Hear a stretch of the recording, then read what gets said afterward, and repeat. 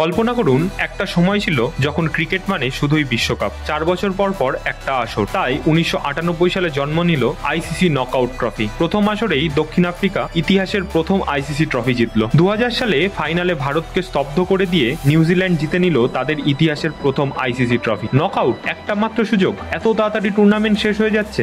এই সব প্রশ্নের উত্তর দিতে 2002 সালে নতুন রূপে ফিরে এলো চ্যাম্পিয়ন্স ট্রফি নামে। আর এখানেই ঘটল ইতিহাসের সবচেয়ে রহস্যময় ফাইনাল, ভারত বনাম শ্রীলঙ্কা। বৃষ্টির জন্য দুদিন ধরে টানটান উত্তেজনা, কিন্তু ক্রিকেট যেন প্রকৃতির সামনে হার মানল। শেষ পর্যন্ত ইতিহাসে প্রথমবারের মতো দুই দলকে যুগ্ম চ্যাম্পিয়ন ঘোষণা করা হলো। 2004 সালে ব্রায়ান লারার ওয়েস্ট ইন্ডিজ, 2006 ও 2009 অস্ট্রেলিয়া যেন ট্রফিকে নিজের সম্পত্তি বানিয়ে নিল। কিন্তু 2013 সালে ক্রিকেট পেল নতুন রাজত্ব, ক্যাপ্টেন কুল, মহেন্দ্র সিং ধোনি। ভারতীয় দল যেন একটা ঝড় হয়ে এলো। প্রথমবার এককভাবে চ্যাম্পিয়ন হলো ভারত।